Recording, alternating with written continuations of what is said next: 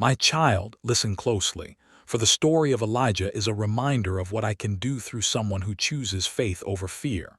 Elijah was not a man of great status. He was not born into power. He was simply a man who believed that my Father's voice was greater than the noise of the world. And I want you to hear this today. What I did through Elijah, I can do through you when your heart is willing to trust me. When Elijah stepped onto the scene of Israel, the nation had turned away from me. They followed idols that could not speak, could not save, and could not love them. Yet Elijah stood before kings and crowds and delivered truth without trembling. He carried my word like fire in his bones, and when he spoke, heaven confirmed every syllable. There was a day when I told Elijah, "Declare that there will be no rain except at my command." And he spoke it boldly, even though he knew it would provoke anger, even though he knew people would doubt him. But he trusted my voice, and the skies closed. For 3 years the land grew dry, but the faith of my servant stayed alive. And I say to you now, when you obey me, even when the world misunderstands you, I will uphold you. During that famine, I sent Elijah to a widow in Zarephath, a woman with nothing left preparing her last meal. But my power is not limited by scarcity. When Elijah spoke my promise, her jar of flour did not run out and her oil never failed.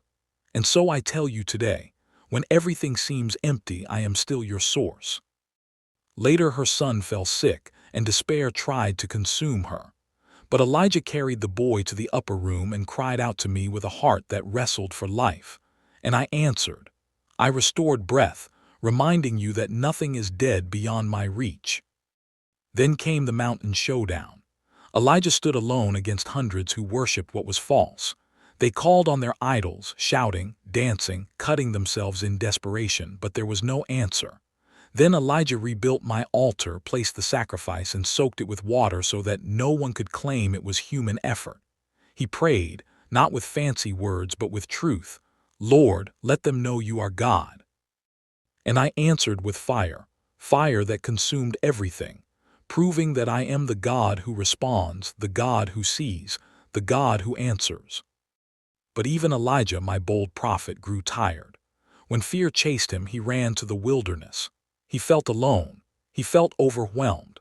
And I want you to notice how I met him, not with anger, not with condemnation, but with gentleness. I gave him rest. I fed him. I allowed him to breathe again. Because even my strongest servants have moments when the weight feels too heavy.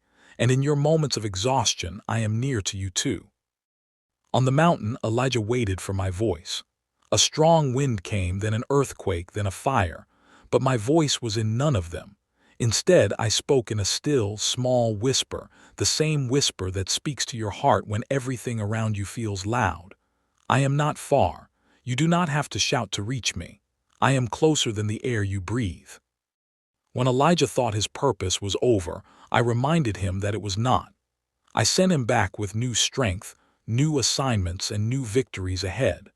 And when his journey on earth was completed, I took him up in a chariot of heaven, because even death could not claim him in that moment.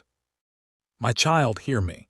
Elijah's story is not merely history. It is a testimony of what unwavering obedience, honest prayer, and courageous faith can look like. You may feel small, but when you stand with me, you carry a fire that no darkness can extinguish. The world may doubt you, but I only need your yes. Keep trusting, keep listening, keep walking.